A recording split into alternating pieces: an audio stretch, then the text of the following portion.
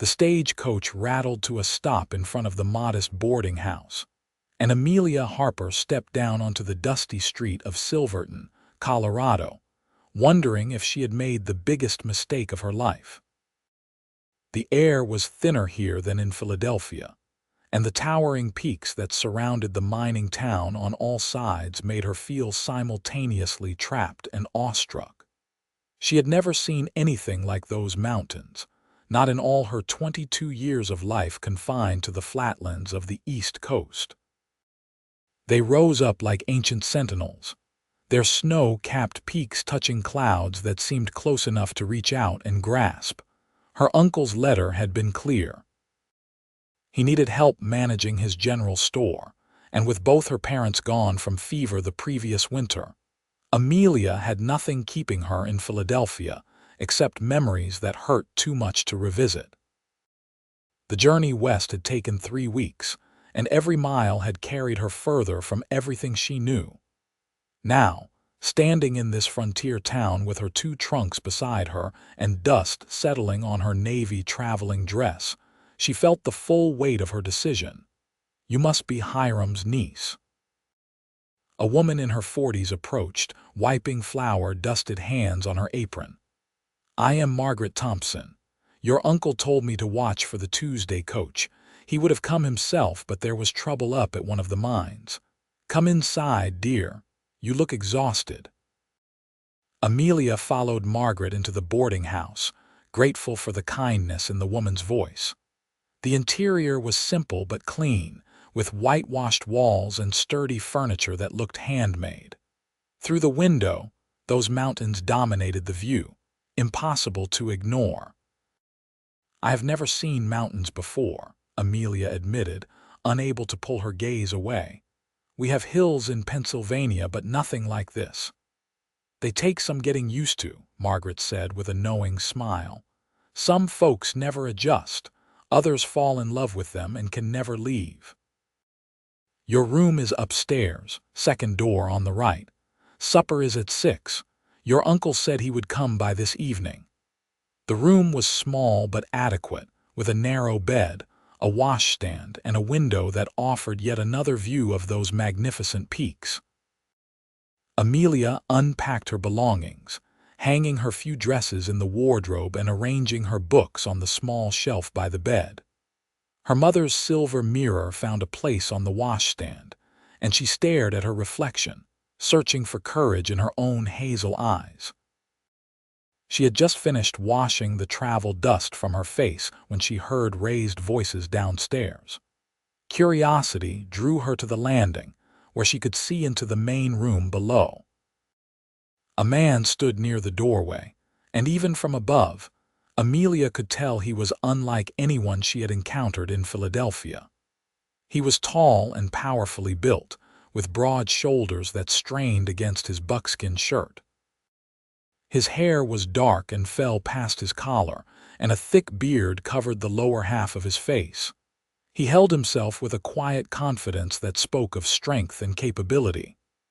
I told you, Margaret, I only came down because I needed supplies, the man was saying, his voice a deep rumble.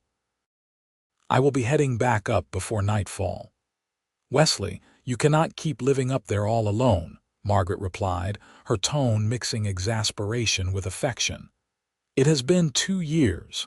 You need to come back to civilization.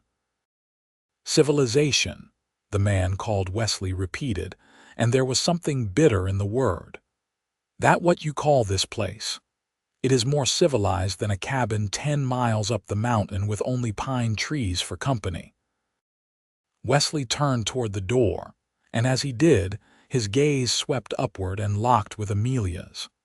She froze, caught staring, and for a moment they simply looked at each other. His eyes were a startling blue-gray, the color of storm clouds over the ocean, and there was something in them that made her breath catch. Pain, perhaps, or loneliness, or both. Then he was gone, the door closing behind him with a solid thunk that seemed to echo through the boarding house. Do not mind Wesley, Margaret said when Amelia came downstairs for supper that evening. He is a good man, but he has his demons. "Who is he?" Amelia asked, ladling stew into her bowl. "Wesley Young. He came here about 5 years ago, worked as a trapper and guide. Built himself a cabin up in the high country. He used to come to town regular, was friendly enough. Then his younger brother came out to join him, and there was an accident up at one of the mines. The boy was only 19. Wesley took it hard, blamed himself for bringing the kid west. Now he barely comes down except for supplies." Amelia felt a pang of sympathy. She knew about loss, about the way it could hollow you out and make the world seem gray and distant. Her uncle arrived after supper, a stout man with thinning hair and a warm smile that reminded her achingly of her mother. Hiram Harper embraced her carefully, as though afraid she might break, and his eyes were damp when he pulled back. "You look so much like your mother," he said. "I am glad you came, Amelia. This town needs more good people, and that store needs someone who can keep the books better than I can." They talked for an hour, her uncle explaining the workings of the general store and the rhythms of life in Silverton. The town existed because of the silver mines that dotted the mountains, he explained. Miners came seeking fortune, and businesses like his supplied them with the necessities of life. It was a hard existence, but an honest one. "You will start Monday," Hiram said as he prepared to leave. "That gives you a few days to settle in and get your bearings. Margaret will show you around town tomorrow." Amelia lay awake that night, listening to unfamiliar sounds. There were no carriages rattling past, no street vendors calling their wares. Instead, she heard the whisper of wind through pine trees, the distant howl of something that might have been a wolf, and the soft creaking of the boarding house settling. And beyond her window, those mountains loomed in the darkness, their peaks silvered by moonlight. She thought of the man she had seen, Wesley Young, and the sorrow in his storm cloud eyes. Then she thought of her own grief, still raw despite the months that had passed, and wondered if perhaps the mountains might be big enough to hold all that pain. The weekend passed in a blur of new experiences. Margaret walked her through Silverton, pointing out the essential establishments. The general store where she would work, the assay office, the blacksmith, the church, 3 saloons, and a handful of other businesses that served the mining community. The town was rough around the edges, dusty and unpolished, but there was an energy to it that Philadelphia had lacked. These were people building something from nothing, carving lives out of wilderness. On Sunday, Amelia attended church services in a simple wooden building that smelled of fresh cut pine.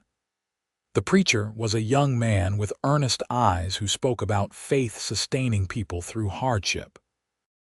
Amelia sang the familiar hymns and felt, for the first time since leaving Philadelphia, a small measure of peace. Monday morning found her behind the counter at Harper's General Store, learning the inventory and the pricing system her uncle used. The work was straightforward enough, though she had to adjust to the currency of goods that sometimes supplemented coin. A miner might pay for flour with a small pouch of silver dust. A trapper might trade furs for ammunition and coffee. The store occupied a prime location on the main street, with large windows that let in the morning light. Shelves lined the walls from floor to ceiling, stocked with everything from canned goods to rope to patent medicines. There were barrels of flour and sugar, bolts of fabric, tools and hardware. In one corner, a pot-bellied stove provided heat, surrounded by a few chairs where customers sometimes lingered to exchange news. Amelia was arranging a display of canned peaches when the door opened, and Wesley Young walked in. He moved with a quiet grace surprising for a man of his size, his boots barely making a sound on the wooden floor. He wore the same buckskin shirt she had seen before, along with worn trousers and a wide-brimmed hat that shadowed his face.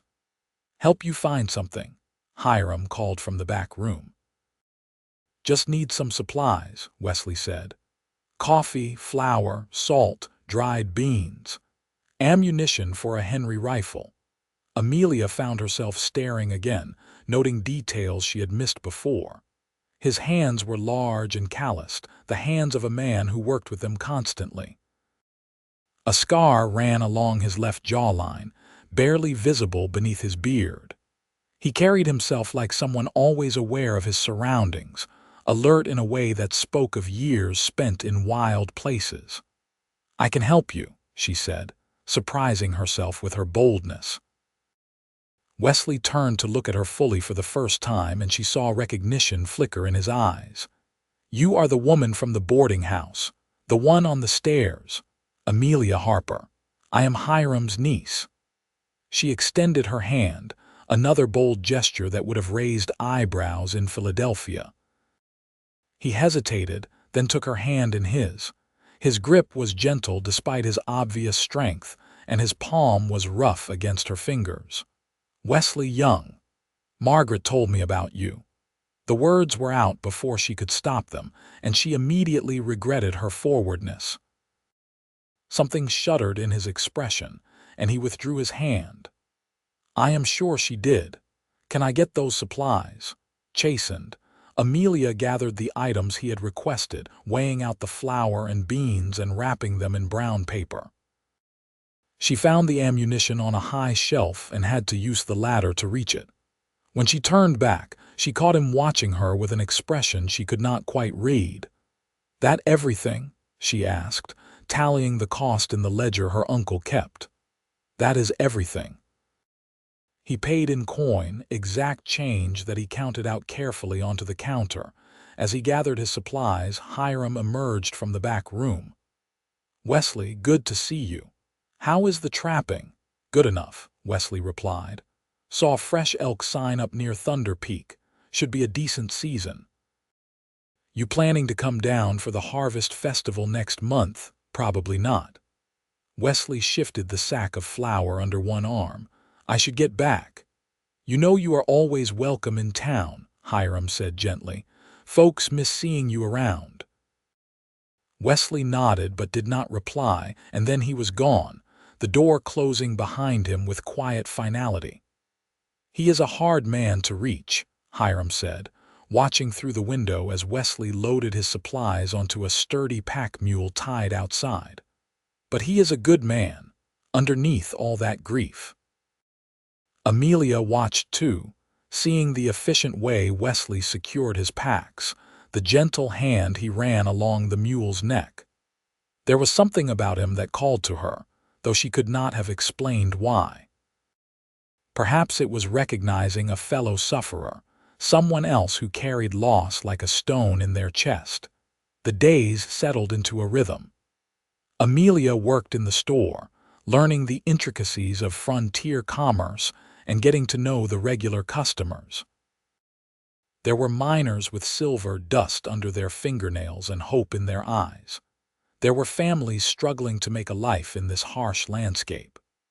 There were women like Margaret who formed the backbone of the community, practical and strong in ways Amelia aspired to be. And there were the mountains, always present, always calling. She found herself drawn to them, fascinated by the way the light changed across their faces throughout the day. At dawn, they glowed pink and gold. At noon, they were sharp and clear, every ridge and valley distinct. At dusk, they turned purple and mysterious, full of secrets. "You should take a ride up into the hills," Margaret suggested one evening. "See more of the country while the weather is still good. Winter comes early in the high country." "I do not know the trails," Amelia protested. "Hire a guide." "There are several men in town who would take you, or ask your uncle to show you around." But Hiram was busy with the store and with the business affairs that seemed to consume his time. And somehow, the idea of hiring a stranger to show her the mountains felt wrong. She wanted to see them, yes, but she wanted to understand them too. She wanted someone who loved them to show her why they mattered. 3 weeks passed before Wesley came to town again. It was a crisp September morning, the air sharp with the promise of autumn. Amelia was sweeping the boardwalk in front of the store when she saw him riding down the main street on a large bay horse, his pack mule trailing behind. He dismounted in front of the store, moving with that same quiet grace, and she found her heart beating faster for no reason she could name. "Morning," he said, tipping his hat. "Good morning, Mr. Young. Just Wesley." He tied his horse to the rail. "I need more supplies." "Of course." She set aside the broom and followed him inside. They went through the same ritual as before, Wesley listing what he needed and Amelia gathering the items. But this time, she worked up her courage to speak. "Margaret says you know the mountains better than anyone." He glanced at her, surprised. "I know them well enough. I have never been up into them, only seen them from town." She weighed out dried beans, trying to sound casual. "Margaret suggested I should see more of the country before winter comes. She is right. Winter shuts down the high country pretty thoroughly." Amelia took a breath. "Would you consider taking me? Just for a day, up to see the views. I could pay you for your time." Wesley was quiet for so long that she thought he would refuse. His jaw worked beneath his beard, and those storm cloud eyes studied her with an intensity that made her feel exposed. "Why would you want me to take you?" he asked finally. "Because Margaret says you love the mountains. I do not want just a guide. I want someone who can help me understand them." Something shifted in his expression, a crack in the armor he wore. "It is rough country, not easy traveling." "I am stronger than I look." He almost smiled at that, just the faintest quirk of his lips. "I believe you might be. All right. Sunday, if the weather holds. Meet me at the livery at first light. Wear practical clothes and sturdy boots." Joy bubbled up in her chest. "Thank you. I truly appreciate it." "Do not thank me yet. You might hate every minute of it." But she knew she would not. She knew it with a certainty that defied logic. Sunday dawned clear and cool, the sky that particular shade of blue that only seemed to exist in the high country. Amelia dressed in her most practical clothing, a split riding skirt and a wool jacket that had belonged to her mother. She braided her auburn hair and pinned it up securely, then made her way through the quiet town to the livery. Wesley was already there, saddling a gentle-looking mare. His own bay stood ready, and there was a pack behind his saddle with what she assumed were provisions. "You came," he said, and she thought he sounded surprised. "I said I would." He helped her mount, his hand steady at her waist, and she was aware of his strength, of the careful way he treated her as though she were something precious. Then he swung up onto his own horse with easy confidence, and they rode out of Silverton as the sun cleared the eastern peaks. The town fell away quickly, replaced by pine forest and aspen groves just beginning to turn gold. The trail climbed steadily, switchbacking up the mountainside, and Amelia felt her thighs begin to burn from the unaccustomed effort of mountain riding.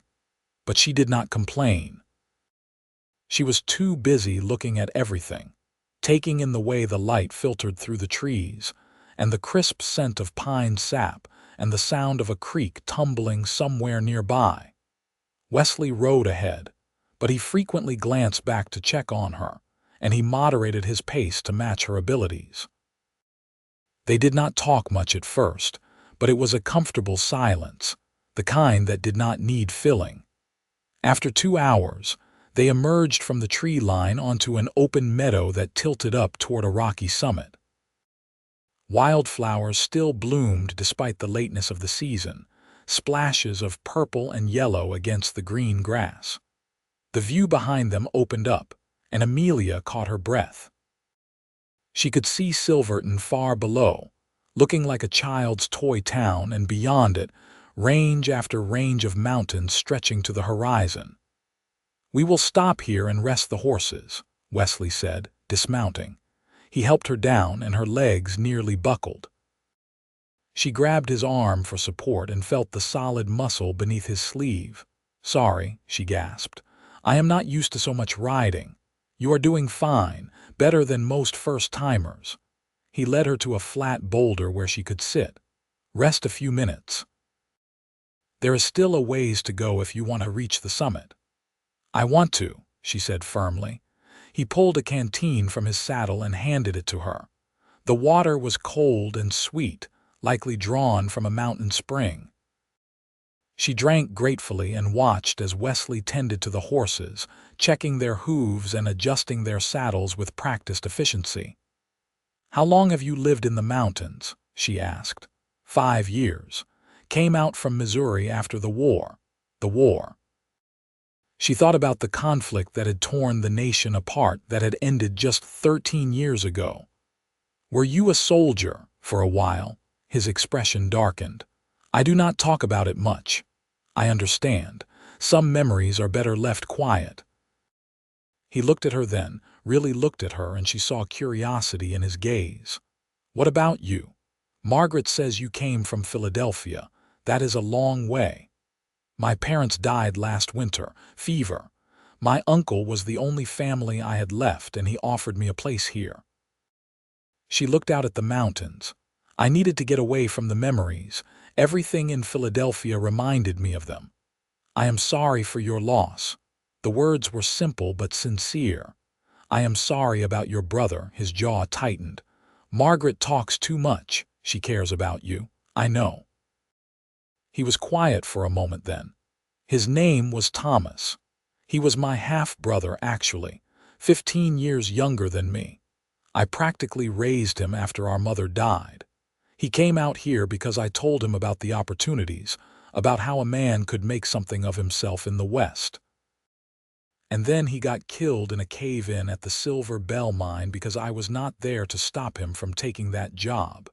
The pain in his voice was raw, unhealed, and Amelia felt tears prick her eyes. "It was not your fault." "Was not it?"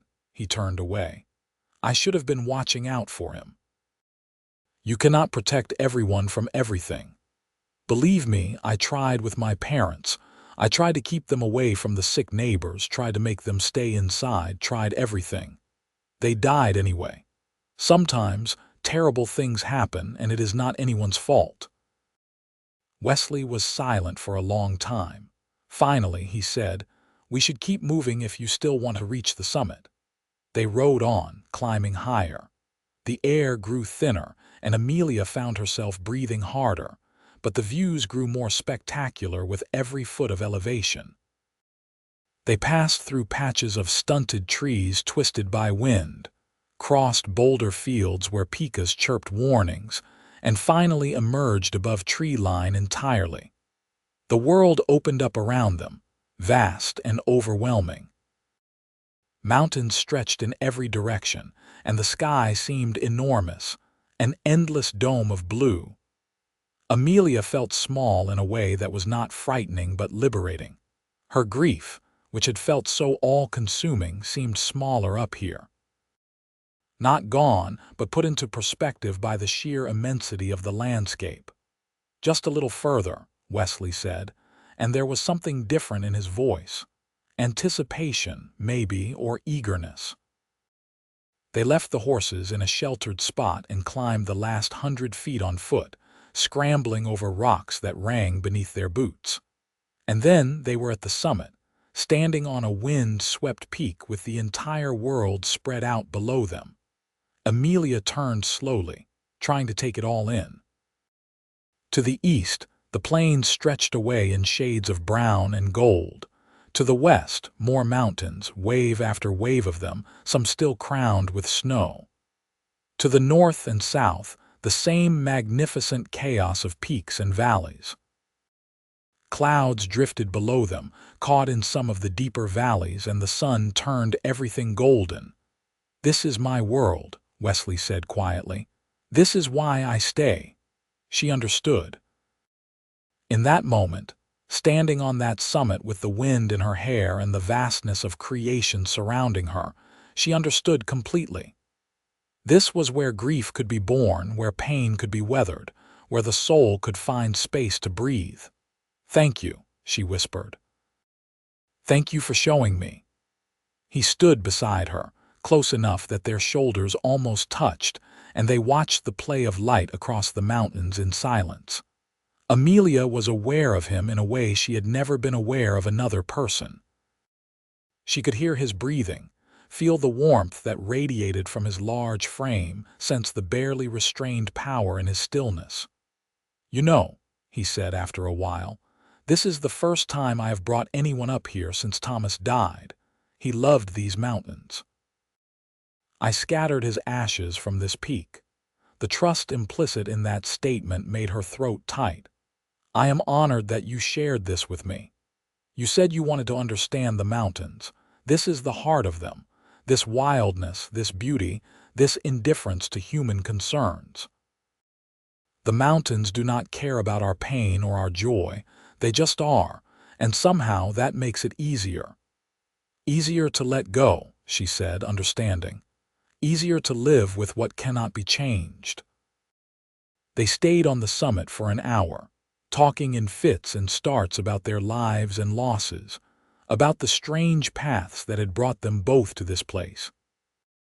Wesley spoke more than she had heard him speak before, his words coming slowly at first, but then with increasing ease, as though he were rediscovering the habit of conversation.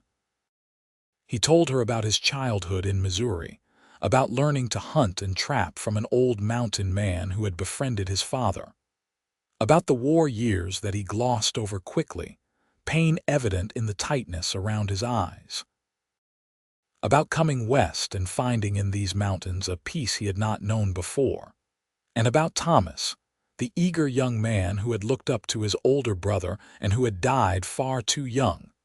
Amelia shared her own story in return.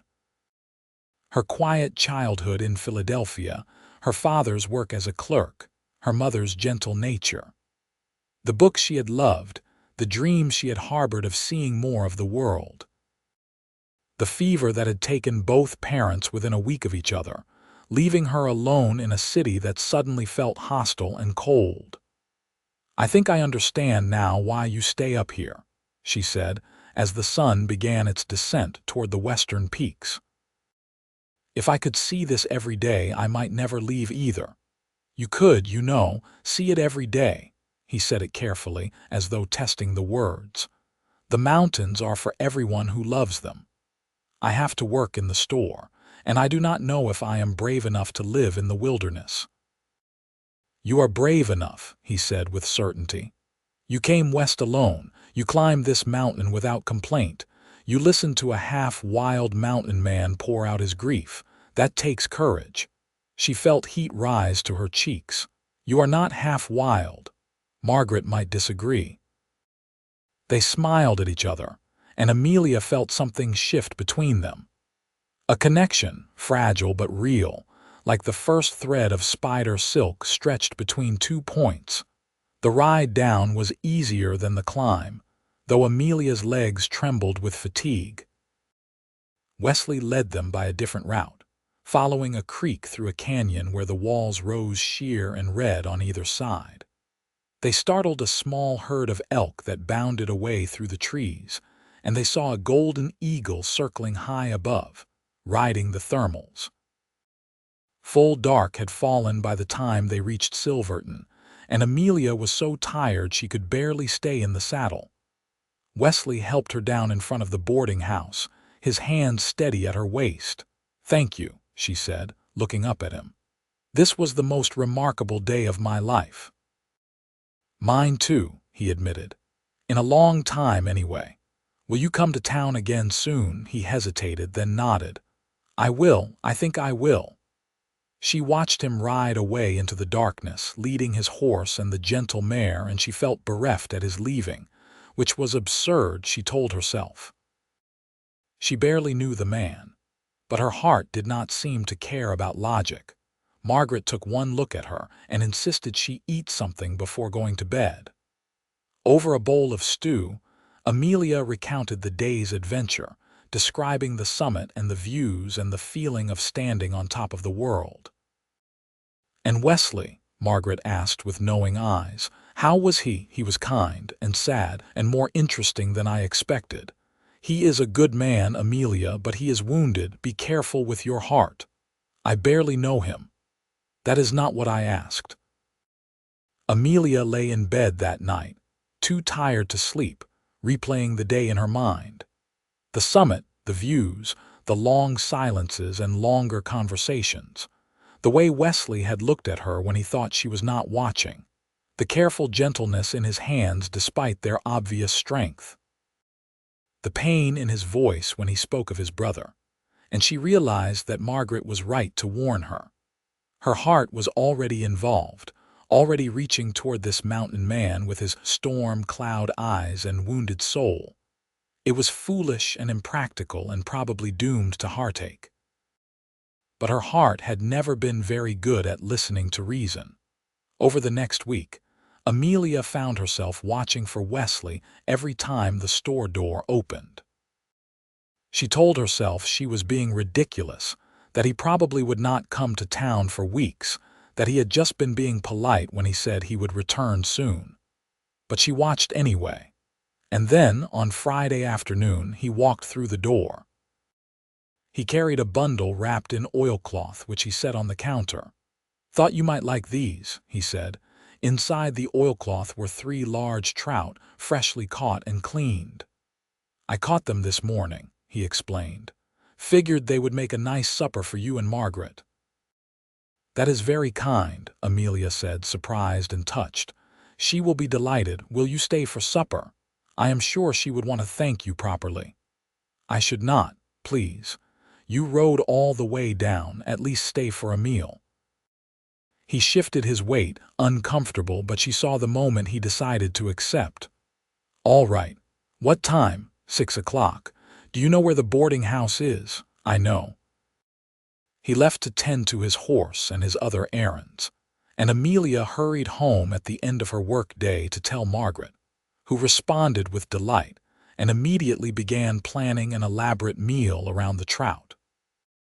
Wesley arrived exactly at 6, his hair wet from what must have been a recent washing, his beard trimmed shorter than before. He had changed into a clean shirt, though he still wore his buckskin vest and worn trousers. He looked uncomfortable, like a wild animal trapped indoors, but he accepted Margaret's effusive thanks with quiet grace. They ate at the big table in the boarding house dining room, joined by 2 other boarders, a surveyor named Mr. Collins and a widow named Mrs. Pierce.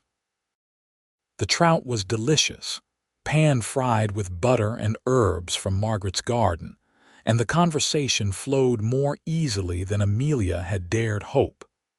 Wesley answered questions about life in the high country, about the wildlife he saw, and the challenges of surviving winters at elevation. He had a dry sense of humor that emerged gradually, drawing laughs from the others. Amelia watched him relax by degrees, the tension leaving his shoulders, something approaching peace settling over his features. After supper, she walked with him to where he had left his horse. "Thank you for staying," she said. "I know it was not easy for you." "It was easier than I thought it would be. Your company made it bearable." He said it simply, as though it were just a fact. "When will you come to town again?" "I do not know. Depends on the weather, on how the trapping goes." "If you came again on Sunday, I could prepare a picnic. We could ride up into the hills again, not as far as the summit, but somewhere pretty." He looked down at her, and in the lamplight spilling from the boarding house windows, his eyes were soft. "You want to spend another day with me?" "I do." "Very much." "Why?" It was a fair question, and it deserved an honest answer. "Because when I am with you, I feel less alone. Because you understand grief in a way most people do not. Because you showed me something beautiful and I want to see more. And because I enjoy your company." He was quiet for a long moment. "I enjoy yours too, more than I expected, more than I have enjoyed anyone's company in a very long time. So you will come?" "I will come." He mounted his horse and she watched him ride away, her heart beating fast and light. Sunday arrived wrapped in golden autumn sunshine. Amelia packed a basket with fried chicken, fresh bread, cheese, apples, and cookies that she had stayed up late baking. She wore her riding skirt again and a blouse in a soft blue color that Margaret said matched her eyes. Wesley was waiting at the livery, and his face lit up when he saw her. It was the first time she had seen him truly smile, and it transformed him. The grief receded, and she caught a glimpse of the man he must have been before loss had carved lines into his face. They rode west this time, following a wagon road that turned into a trail that eventually became just a track through the wilderness. Wesley led her to a high meadow where a lake reflected the sky like polished glass.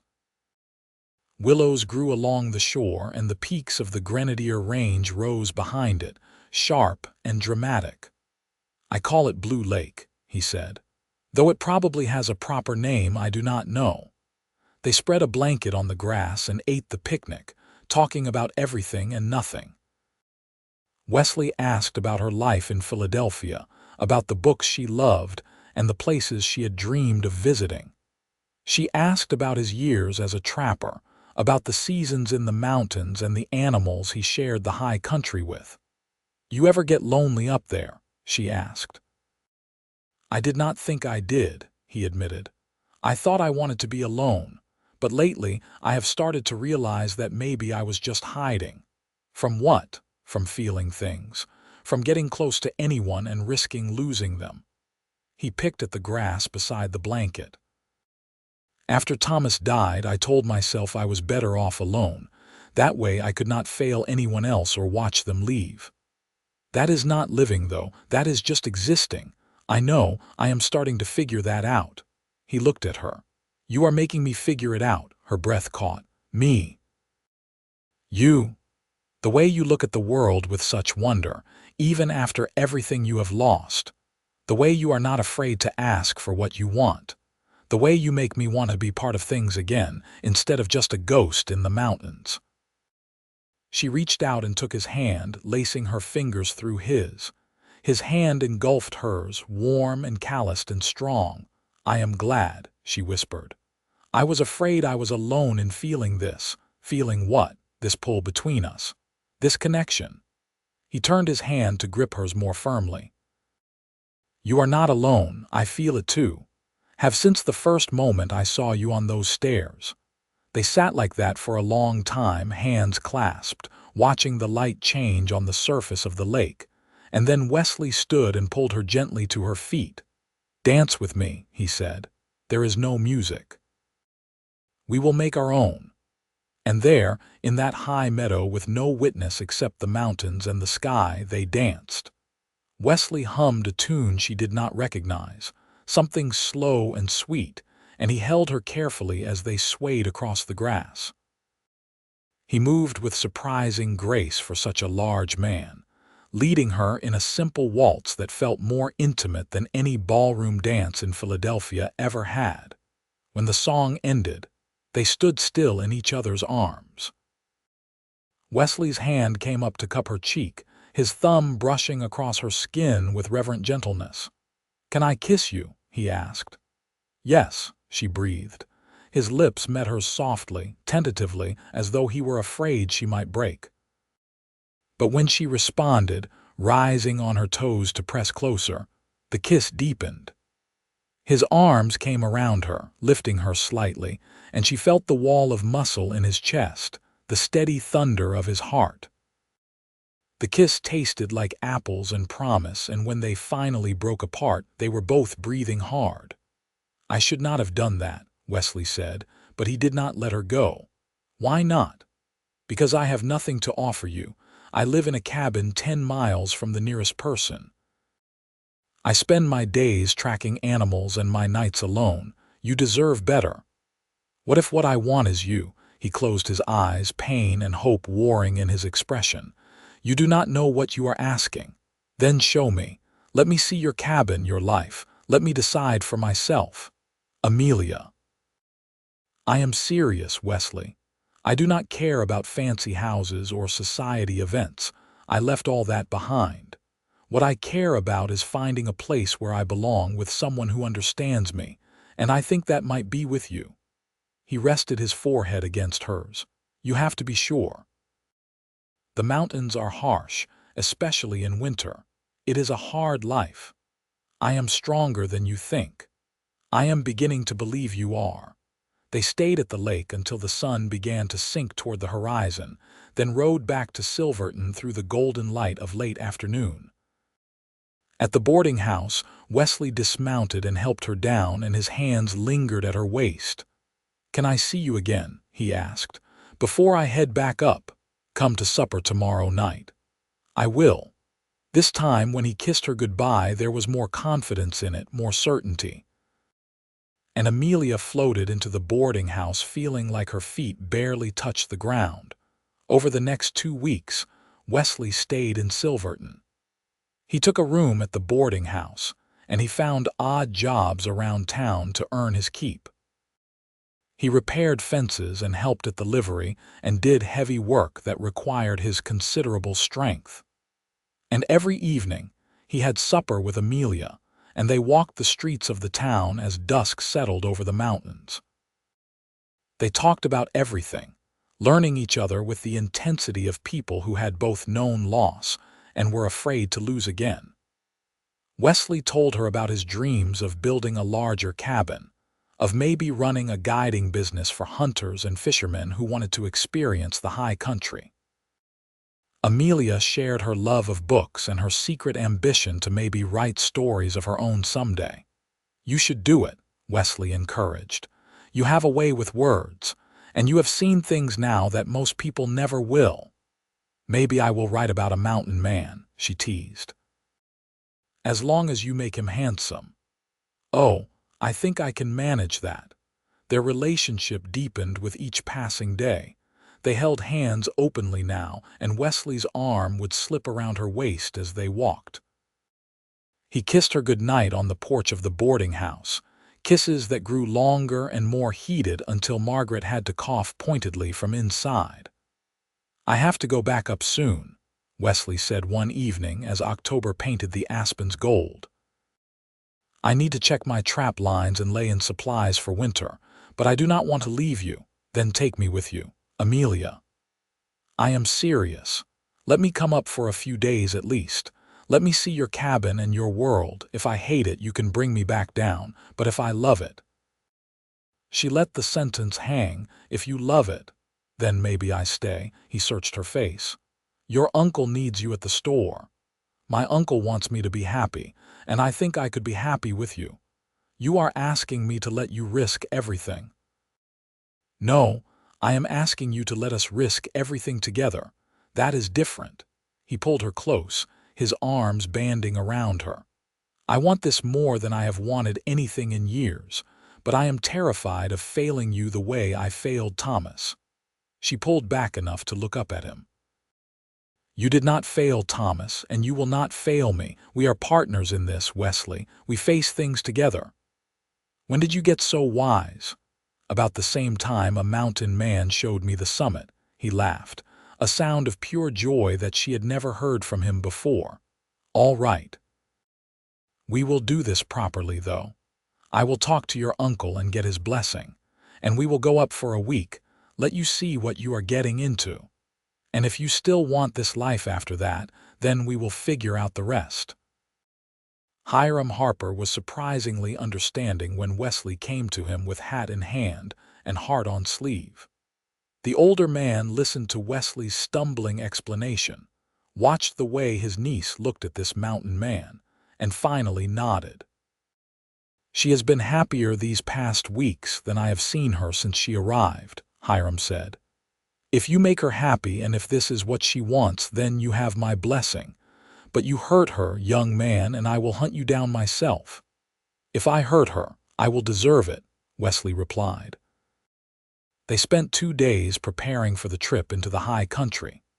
Wesley purchased additional supplies, including warmer clothing for Amelia and gear she would need for life at elevation. Margaret fretted and fussed, but she also helped Amelia pack and gave her a small journal. "Write down your adventures," Margaret said. "And come visit me when you can. I have a feeling you are going to do just fine up there."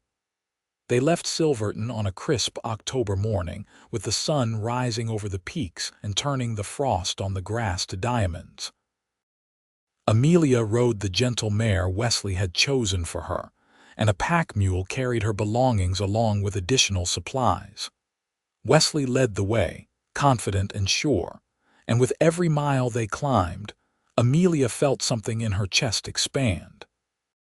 The trail was steep and challenging, but Amelia remembered Wesley's lessons from their first ride to the summit. She leaned forward on the climbs and back on the descents. She let the horse pick its way over the rocks. She stopped when Wesley suggested to rest the animals. And all around them, the mountains rose in their savage glory. They climbed higher than she had been before, following trails that were barely visible, crossing streams on natural rock bridges, winding through forests of pine and spruce where the air smelled of resin and earth. They saw deer and a curious fox, and in the distance, a black bear ambling through a berry patch. "Not much further now," Wesley said as the afternoon light began to slant golden through the trees. And then they emerged into a clearing, and Amelia saw Wesley's cabin for the first time.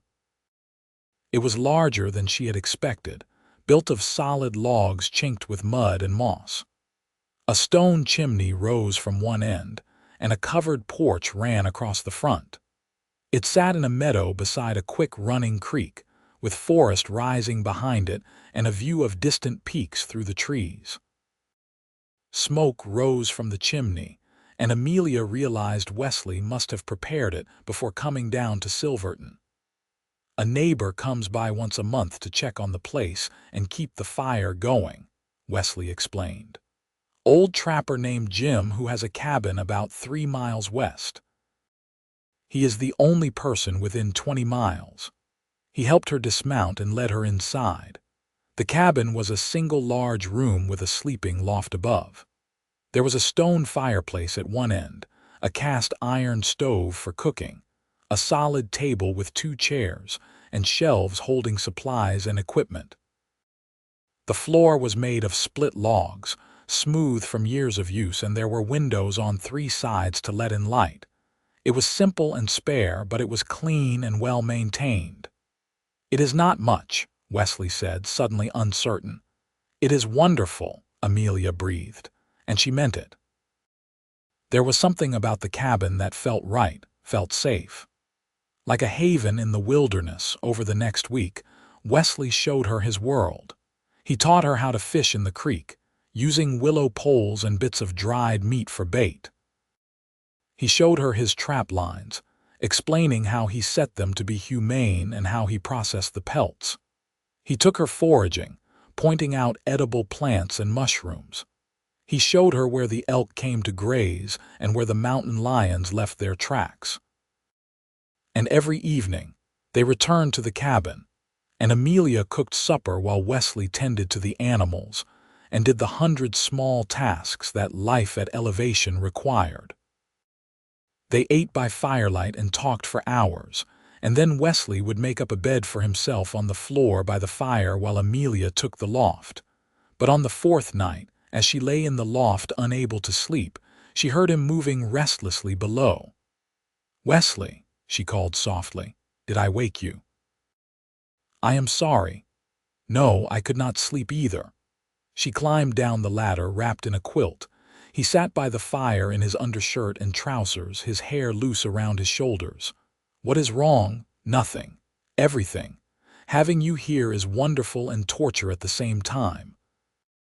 She sat beside him, close enough that their shoulders touched. "Why torture?" "Because I want things I have no right to want. Because you are so close and yet I cannot touch you the way I want to. Because I am terrified you will realize this is too hard and leave." "I am not leaving, Wesley. I love it here. I love the quiet and the wildness and the way the stars look at night. I love fishing in the creek and learning about the plants and hearing the elk bugle at dawn." She took a breath. "And I love you." He turned to stare at her, Amelia, I know it is fast. I know we have not known each other very long, but I also know what I feel. You are a good man, Wesley Young. You are kind and strong, and you understand me in a way no one else ever has. And I want to build a life with you if you will have me. For a moment, he could not speak. Then he reached out and cupped her face in both hands, his touch infinitely gentle. I love you too, he said roughly. I think I have since that first day when you asked me to show you the mountains. You make me want to be better, to do better. You make me remember what it feels like to hope. He kissed her then, and there was nothing tentative about it. This kiss was claiming, promising, pledging. Amelia leaned into him, her hands fisting in his shirt, and she felt the tremor that ran through his powerful frame. Marry me, he whispered against her lips. Be my wife. Let me spend the rest of my life showing you how much you mean to me. Yes, she breathed. Yes, yes, yes. They sat by the fire until it burned down to coals, kissing and talking and planning. They would go back to Silverton the next week so Amelia could get her things and talk to her uncle. They would marry in the small church with Margaret and Hiram and whoever else wanted to attend. Then they would return here to this cabin and begin their life together. I will build you a proper house, Wesley promised, with separate rooms and glass windows and everything you deserve. This cabin is everything I need as long as you are in it, she replied. The next morning they woke wrapped in each other's arms by the dying fire, and Wesley cooked breakfast while Amelia tidied the cabin. They fell into an easy rhythm, moving around each other as though they had been doing this for years instead of days. That afternoon, Wesley took her to see his favorite place, a hidden valley, where a waterfall tumbled over black rocks into a crystal pool. They sat on sun-warmed boulders, and Wesley told her about his plans for the guiding business, how he thought they could make a good life taking hunters and fishermen into the high country. You would be so good at it, Amelia said. You know these mountains like they are part of you. And people would trust you. We could do it together. You could handle the correspondence and the bookings. I could do the guiding. I would like that. They returned to Silverton the following week, and the news of their engagement spread through the town like wildfire. Margaret cried and hugged them both. Hiram shook Wesley's hand and told Amelia he was happy for her.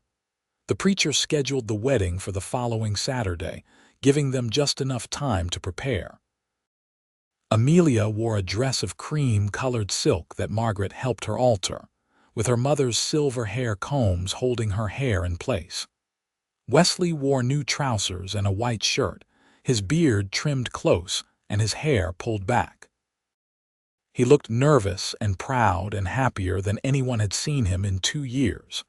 The ceremony was simple and sweet.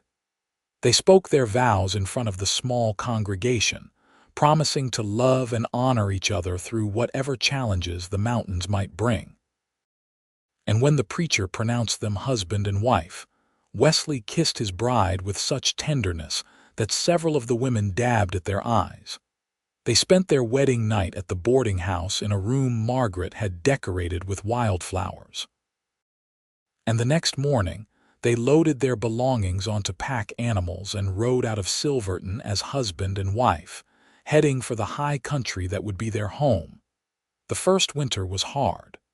Snow came early and stayed late, piling up in drifts that sometimes buried the cabin's windows. Temperatures dropped so low that water froze in its bucket overnight. But they had prepared well, with a larder full of supplies and wood stacked high under the porch. And they had each other. Wesley taught Amelia to use snowshoes, and they explored the winter landscape together. He showed her where to find ptarmigan and how to read the tracks of animals in the snow. She learned to cook on the wood stove, to mend clothing by firelight, to make soap and candles, and all the things necessary for self-sufficient living. And at night they lay together in the loft, wrapped in quilts and each other, talking and laughing and loving. Wesley was an attentive husband, always aware of her needs, always making sure she had everything she required. And Amelia found that she was stronger than she had ever imagined, capable of facing the challenges of mountain life with grace and determination. Spring came late, but spectacular, the meadows erupting in wildflowers and the creek swelling with snowmelt. Wesley began working on an addition to the cabin, framing out 2 more rooms that would give them more space. Old Jim, the neighbor who had checked on the cabin, came by to help, and his weathered face creased in smiles when he saw how happy Wesley was. "Never thought I would see this boy settled," Jim told Amelia. "You are good for him, young lady." "He is good for me too," she replied. In June, their first clients arrived. A banker from Denver and his son wanting to hunt elk in the high country. Wesley guided them expertly, and they went home with meat and stories and a promise to return the next year. Word spread, and more clients followed.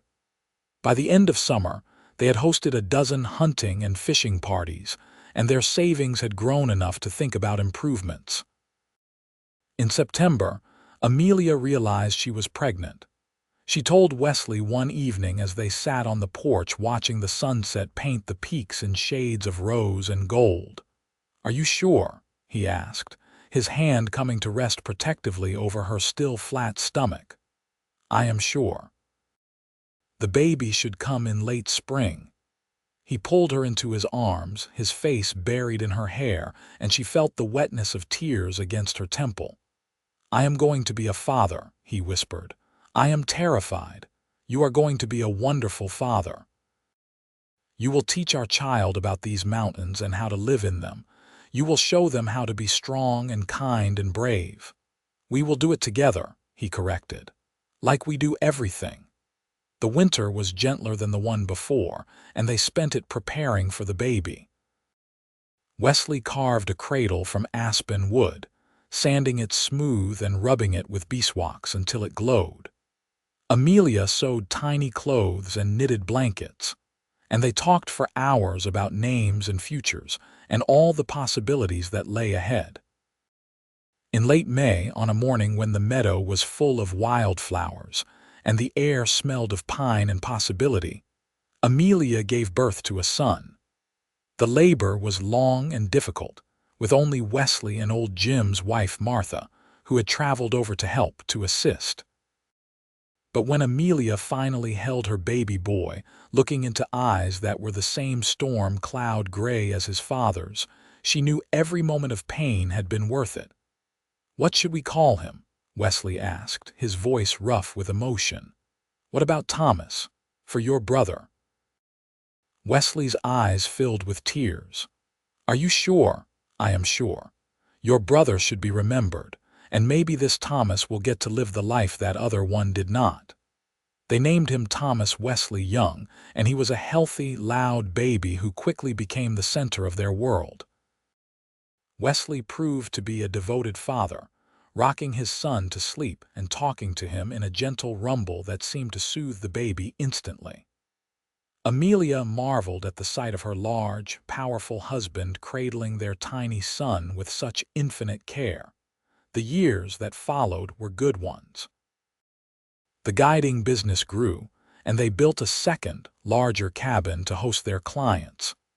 Amelia kept the books and handled the correspondence, and she began writing down stories of life in the mountains. To her surprise and delight, a magazine in Denver agreed to publish some of her pieces, paying her for her words. Thomas grew into a sturdy boy who loved the mountains as much as his father did. By age 3, he could recognize animal tracks. By 5, he could cast a fishing line with reasonable accuracy. He was fearless and curious, with his father's strength and his mother's quick mind. When Thomas was 4, Amelia gave birth to twin daughters, Anna and Rose. They were tiny and delicate, with their mother's auburn hair and their father's blue-gray eyes. Wesley doted on them shamelessly. This mountain man, who had once thought he was better off alone, now surrounded by the laughter and chaos of family. They expanded the cabin again, adding more rooms and a larger kitchen. They built a barn for the horses and mules and a chicken coop that provided fresh eggs. The meadow became a garden where Amelia grew vegetables and herbs. It was a good life, a full life, built on love and hard work and the solid foundation of the mountains. Old Jim became a fixture in their lives, a grandfather figure to the children and a friend to Wesley and Amelia. He taught Thomas to trap and showed the girls how to find berries in the woods. And when he passed away peacefully in his sleep at the age of 78, they buried him on a ridge overlooking the valley he had loved, and the children gathered wildflowers to place on his grave. Hiram came to visit every summer, making the journey up the mountain with supplies and news from Silverton. He marveled at how his niece had thrived in this harsh landscape, how she had become strong and capable and deeply happy. And he loved his great-nieces and great-nephew with a fierce devotion that made Amelia's heart full. Margaret made the trip a few times as well, though the journey became harder as she aged. She would sit on the porch with Amelia, shelling peas or snapping beans, and they would talk about everything and nothing. "I knew you two were meant for each other," Margaret said on one of these visits. "From the moment I saw you watching him from the stairs. You had the same look in your eyes that he did, like you were both lost and looking for home." "We found it," Amelia said simply, "in each other and in these mountains." The children grew. Thomas became tall and broad like his father, with the same quiet confidence and love of the wild places. He guided his first hunting party at age 15, earning praise from the clients for his tracking skills and his knowledge of the mountains.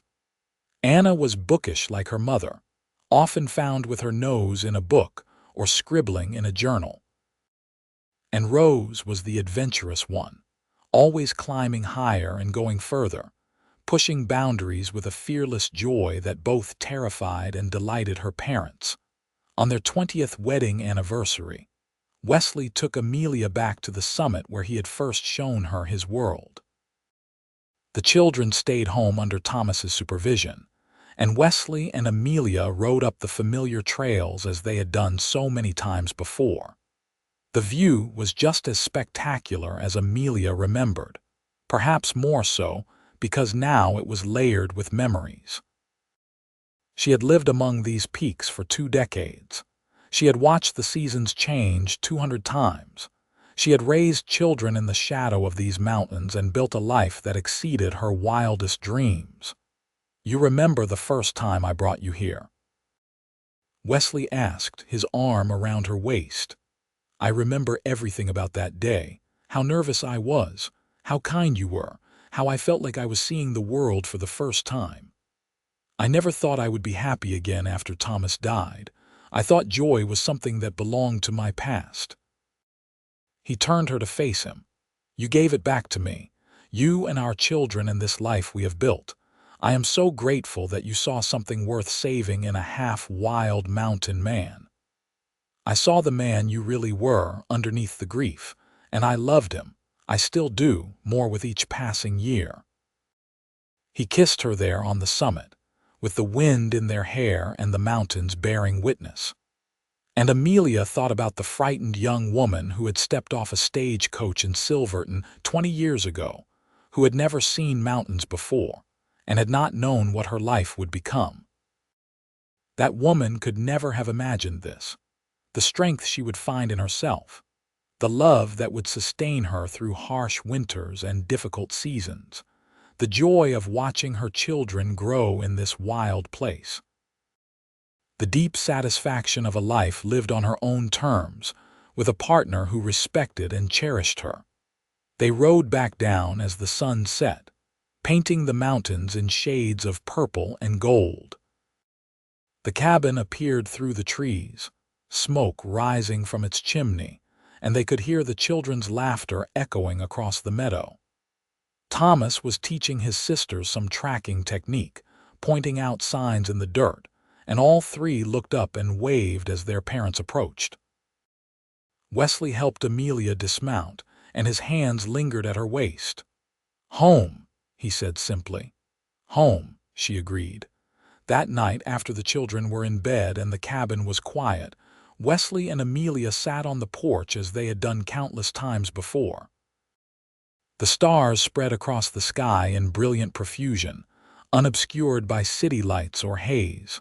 An owl called from the forest, and somewhere distant, a lone wolf howled.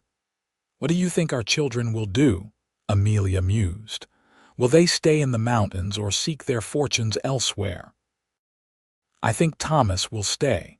He loves this life as much as we do. The girls, I am not sure.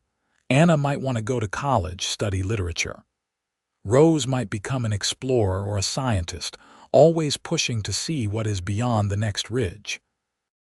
Whatever they choose, we have given them a good foundation. We have shown them what love looks like, what partnership means. We have taught them to be strong and kind and brave. Like their mother," Wesley said, "like both their parents." They sat in comfortable silence, hands clasped, watching the stars wheel overhead. And Amelia reflected on the journey that had brought her here, the grief that had driven her west, the mountain man who had shown her a new world, the love that had grown between them, as sturdy and enduring as these ancient peaks. She had never seen the mountains before that day she arrived in Silverton. She had not known they existed, not really, except as distant abstractions on a map. But Wesley had taken her to the summit and shown her his world, and in doing so, he had helped her find herself. The mountains had given her strength when she needed it. They had given her perspective when grief threatened to overwhelm.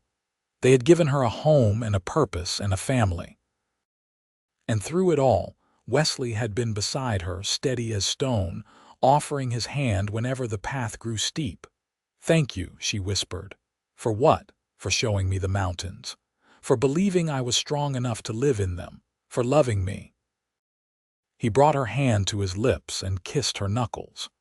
"Thank you for seeing past the grief and the walls I had built. For taking a chance on a broken mountain man. For giving me a reason to live again instead of just surviving." They stayed on the porch until the cold drove them inside.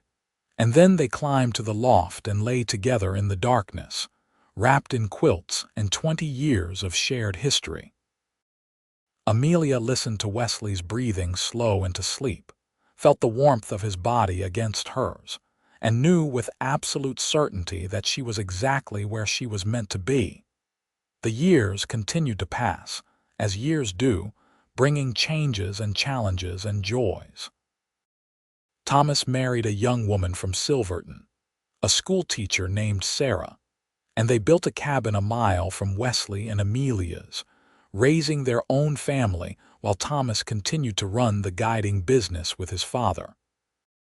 Anna did go to college in Denver, studying literature and eventually becoming a teacher herself. And Rose became a surveyor, mapping the wild places of the West, always returning to the mountains between expeditions with stories of her adventures. Wesley's hair turned gray, then white, and his beard grew long and full.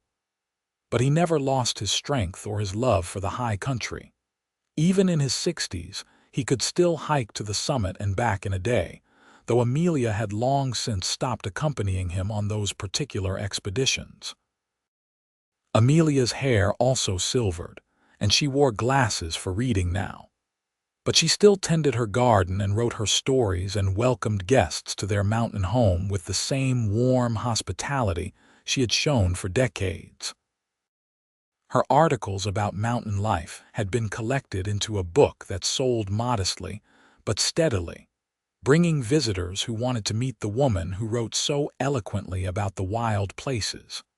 They became something of a legend in the area.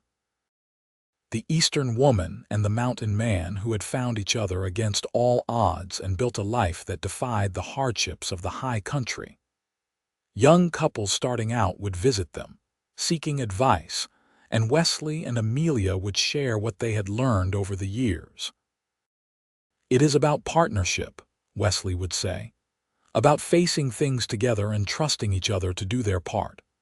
And it is about respect, Amelia would add, about seeing the strength in your partner and not trying to change who they are.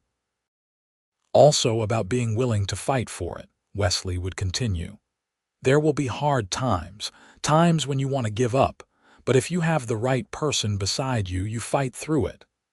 As they moved into their 70s, they began to slow down. Wesley turned more of the guiding business over to Thomas, though he still went out occasionally with old clients who specifically requested him.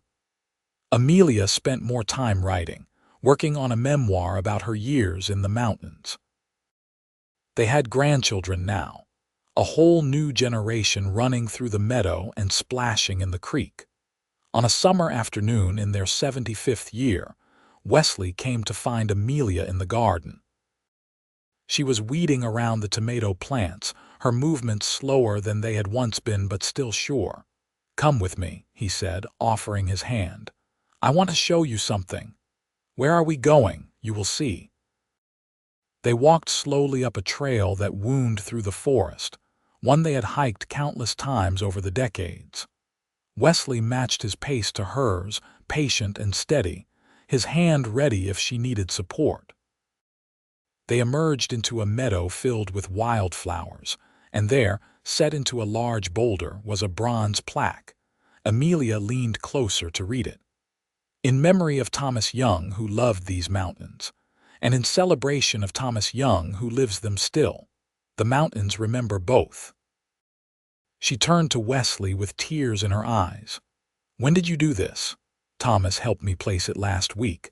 I wanted there to be something permanent, a way to honor my brother while celebrating our son, a reminder that love continues even after loss."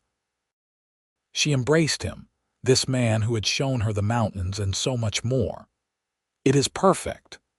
They stood in the meadow as the sun moved across the sky, and Wesley told her stories about his brother, memories he had not shared in years. And Amelia listened, holding his hand, understanding that this was a gift. He was sharing the deepest parts of himself, trusting her with his pain and his joy. As they walked back to the cabin, Wesley said, "Do you ever regret it, leaving civilization for this life?" "Never," Amelia said firmly. "Not for a single moment. This life has been everything I never knew I wanted. You have been everything I never knew I needed." "I feel the same. You saved me, Amelia. When I was lost in grief and anger, you brought me back to life. We saved each other." That evening, surrounded by their children and grandchildren, Wesley and Amelia sat at the table they had shared for over 5 decades. The conversation flowed around them, laughter and teasing, and the warm chaos of family. And when Amelia caught Wesley's eye across the table, he smiled at her with such love that her breath caught. Later, after everyone had gone home and the cabin was quiet, they sat on the porch one more time. The stars blazed overhead and the mountains rose black against the sky, their peaks just visible in the starlight. "If I could do it all over again," Wesley said, "I would not change a thing, except maybe I would find you sooner." "We found each other exactly when we were supposed to," Amelia replied, "and we have made the most of every day since." He pulled her close, and they sat in the comfortable silence of people who no longer needed words to communicate. The mountains stood watch around them as they had for millions of years and would for millions more. And in their shadow, 2 people who had found each other in grief and built a life in joy sat together, grateful for every moment, every memory, every shared sunrise and sunset. Amelia closed her eyes and listened to the sounds of the mountain night, the whisper of wind through pine trees, the distant call of an owl, the steady beat of Wesley's heart beneath her ear. This was home. This was love. This was the life she had chosen when she asked a mountain man to show her his world, and he had taken her to the summit and given her so much more. She had never seen the mountains before that day in Silverton. But now they were as much a part of her as her own heartbeat, woven into the fabric of who she had become. And she would carry them with her always, these ancient peaks that had witnessed her transformation from a grieving young woman into someone strong and capable and deeply, profoundly happy. The stars continued their slow dance across the sky. The mountains stood eternal and unchanging. And in a cabin beside a clear running creek, two people who had found each other against all odds sat together, their hands clasped, their hearts joined, their lives a testament to the enduring power of love and the healing grace of wild places.